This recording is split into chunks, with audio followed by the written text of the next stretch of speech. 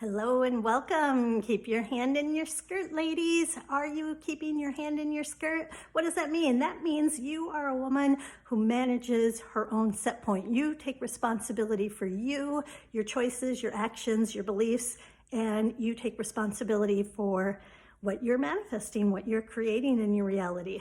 My name is Sabrina. I am your host, and hopefully today we'll give you some tools, some ideas, some new ways to look at things to help you shift your vibration, if that's what you would like, help you elevate, raise your vibration, if that is something that speaks to you. Today's conversation is about significance. Significance. Who is significant?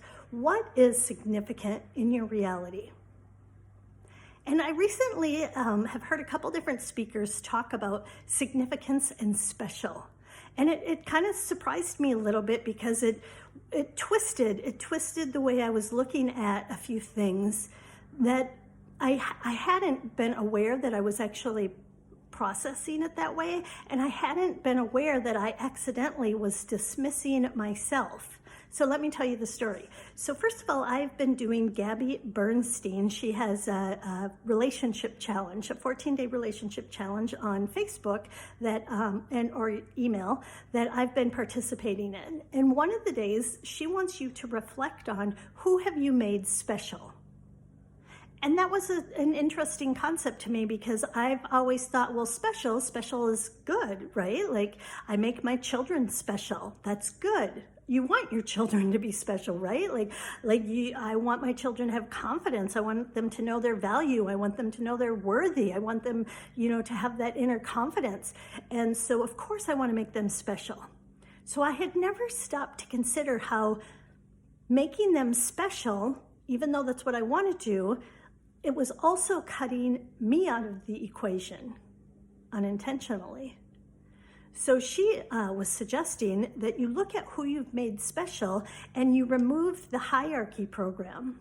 What do I mean by the hierarchy program? Well, the hierarchy program, to be born on this planet, in order for this planet to be a polarity planet or a duality planet, we needed good, bad. We needed right, wrong. So we needed to have judgment. We needed to say, this type of person is good, they're of the light. This type of person is bad, they're of the dark. This type of behavior is good, this type of behavior is bad. This type of appearance is good, this type of appearance is bad, right? We needed judgment in order to really experience polarity, and that's what this planet has done.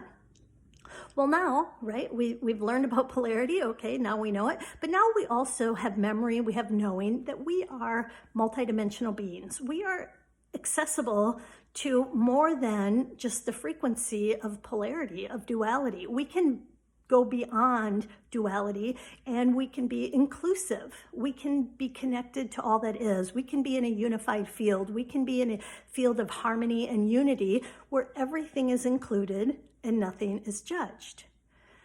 So going back to this idea of making someone special, even if you think it's really, really good, have you ever made them so special, so significant that you unintentionally cut yourself off in order for them to have an easier, more comfortable, more, like they were the priority? And yes, of course, as a parent, you do want that for your children. But instead of being in the hierarchy program that the children are special and the parents come last, what happens if we did it equally, right? What happens if parents are special and children are special? And how can we create win-win situations? How can we create win-win or no deal? Like, how can we make it that the children feel seen and validated and they know their worth, but the parents get to keep their value and their worth too? They don't have to sacrifice everything, right, for the greater good. And many of us, women in particular, I would say many of us have been taught that if you're to be a good woman, if you're to be a good mom, you sacrifice yourself for others. And is that really serving you? Is that really serving the collective? Like, if you think about your children, when your children are adults, do you want them to be the kind of parents that they give themselves up for their your grandchildren? Or do you want them to find ways to have strategies that they get to stay empowered, they get to stay strong, they get to stay balanced, and they get to help their children feel confident, feel worthy, feel important. Do you see what I mean? Like, it doesn't have to be them, right? It doesn't have to be either or. It can be a we concept. So I was doing this 14-day challenge with Gabby Bernstein, and she was talking about who have you made special. And she talked about, like, think of your work relationships or your friendships or maybe your lover, your significant other. Have you made them special? And in the making of them special, do they get superior treatment? Do they get more passes? Do they get more access to kindness, to generosity than you take care of yourself? And it's interesting, right? Because I was like, wow, I didn't know, but right, like I unconsciously, right, learned behavior. That's how my mom did it. Learned behavior, like when I really, really love someone, when I've really, really let someone in my deep circle, like I am so willing to sacrifice me for them because they're special. I say that I feel that they're special.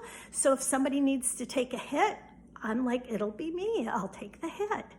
And this is just like a silly thing, but it reminds me, like my mom, for example. My mom taught us, even if she was hungry, she would always be like, would you like this? Oh, you have it, you have it, you have it. And even if she was hungry, she wasn't going to eat it. She wasn't going to take the last one. She wasn't going to say, hey, I really want that. Can I, like, does anyone care if I have it? Like, right? So she was just so willing to, like, sacrifice her needs, her wants, which, yes, that can be a good thing, but is it a balanced thing? And don't you teach other people by your example when you can say, like, hey, it's okay that you say what you need and what you want and what you desire. And you make your needs, your preferences equally important, right? So create win-win. So I thought that was just so great, like special. Another way I've heard the same concept of what we're making special, who you're making special or significant, is with Amanda Frances. And you guys know I love Amanda Frances. Amanda Frances is the money girl. And so she uses her analogies with money energy set points. So she talks about, there was a time in her career where she was, she had been making 5-figure months, blah, blah, blah, right? And then she acclimated to that. That became her new norm. And then all of a sudden she got to the 6-figure months and she was making 6 figures, like, right? And then after a couple months, all of a sudden she said she started, like, thinking she was going to die. She was like convinced she was going to get some disease and die. So she was working with her coach, telling her coach how worried she was. And the coach really helped her see, you're uncomfortable because you're making 100,000, right? You're making 6 figures a month and you're making that significant, and it's not significant. And Amanda's like, what? 6 figures a month is not significant? Of course it is. Like, oh my gosh, like, who am I to make 6 figures a month? Like, what? It is significant. It is significant. And her coach was like, no, it's not. The problem is you're uncomfortable with it because you are making it so significant. You're making it special. Many businesses can't survive on 6 figures a month. Many businesses can't even survive on $1 million a month. Many people's lifestyle would never work with 6 figures a month. So her coach was helping her to acclimate, like, it's okay. Like, you can, your beliefs, your choice, right? I love that. Your beliefs, your choice. On a side note, I was at Lizzo's concert. Oh, Lizzo, this is totally side random, but I got to share. Lizzo, the best concert I have ever been to, right? Oh, the body positivity, the message, the kindness. Her whole theme was about kindness. And what words do you say to yourself? What's the last kind thing you said to yourself? So it was an amazing thing. But one of the things that she does in the show is she has this part about my body, my choice, my body, my choice. So I've been, like, seeing that and thinking about that. And then I was, like, thinking, like, what about beliefs, right? Because no one gets to decide your beliefs but you. Yes, people influence your beliefs. Yes, people try to manipulate your beliefs. But nobody gets to be inside of your mind but you. So you have choice. Right? You can be influenced, you can be manipulated, but you still have choice. So I've been saying my beliefs, my choice.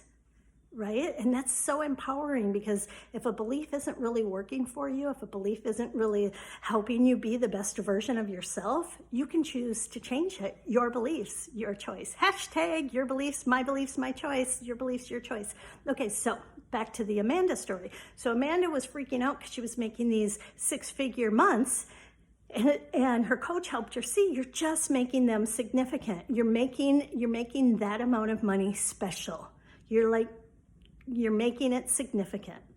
And I thought, wow, like that is such a good, I thought it was so helpful, because how many times have I slowed down the energy, or have I gotten stuck, or have I sabotaged, or have I started spinning my wheels because I'm making someone or something significant or special?